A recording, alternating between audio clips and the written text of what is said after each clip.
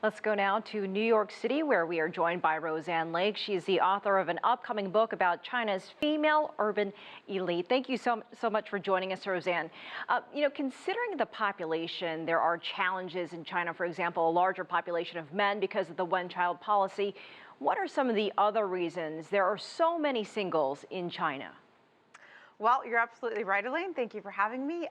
There are a lot of men, bachelor men in China, because there is a one-child policy which led to a gender imbalance. That basically means a whole lot of men were born in sort of the more rural areas of China where they're poor and maybe not as educated and don't have those yaochou or those requirements that a lot of parents are looking for when they're trying to marry off their daughters.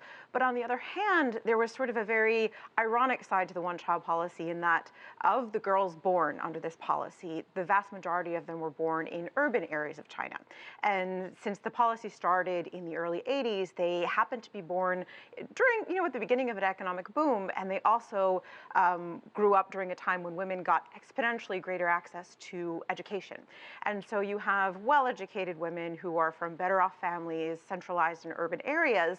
And of course, China has been very tenaciously sticking to this idea of marriage hypergamy, right? Or this idea that a woman is supposed to marry up to somebody who is more educated and older and taller and everything else, and that a man is supposed to do the opposite. So you have increasingly a population of sort of very high caliber on their own, right? Well-educated, well-off, career-oriented, and they're sort of breaking with the tradition of, the gender, the paradigms that a lot of Chinese parents, and sometimes by extension their sons, are looking for in a wife, and therefore there's a bit of tension and they aren't getting married in as high rates as they used to. Well, plus aren't people wanting to wait a little bit longer? There's not as much of a hurry to marry younger, despite what seems to be the sense of urgency by their parents to get a mate. There is a sense of urgency by the parents. So it's a lot of times it's said that, a generation of chickens has given birth to a generation of ducks. They have very different ideas for how marriage should be and even what the partner search should look like. And so you have parents who, for them, marriage is sort of the rite of passage to adulthood. You don't really exist as an adult human being until you've gotten married. And on top of it, for women especially, marriage is very linked to biology and fertility, right? So a lot of Chinese people believe that 27 is the ideal age for childbearing. And so they push their daughters to get married as young as possible because they also believe that in the eyes of prospective mates and their parents, they won't be as willing to accept a daughter-in-law if she's past her prime childbearing years, which of course, highly questionable that 27 is the prime, the absolute age by which you must have children. We all, of course, know that it is possible to have them later.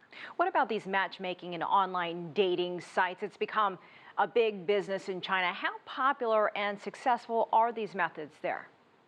They are popular. I don't know how successful they are, but one of my favorite quirks about them is that many times a lot of popular portals like CGTN are managed by parents themselves. So China has a very long history of parents orchestrating marriages for their kids.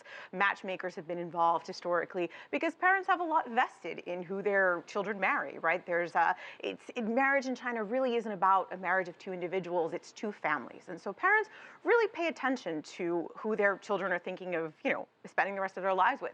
And so a lot of times, young people, they work long hours, they don't really feel like getting online and looking for a mate, not necessarily a date, but a mate on a dating website. And so their parents take it into their own hands and they do it. So I've interviewed plenty of women whose moms go online, create dating profiles on their behalf, and also chat up guys on their behalf. And, sometimes they've shared the transcripts of conversations, and they're quite funny because obviously moms, they have a different way of chatting up a prospective mate than perhaps one of the women, the women that I've interviewed. So it makes for some funny conversations, and men do this as well. The parents of men, a lot of times, they'll go on and they'll maybe edit the dating profile. They'll say, oh, no, this is a bit too, this is a bit too freewheeling. We need you to appear marriage-minded, and so this is how we need your profile to read. So basically, parents are very involved. They ask all the hard questions. Roseann Lake, thank you so much for joining us from New York.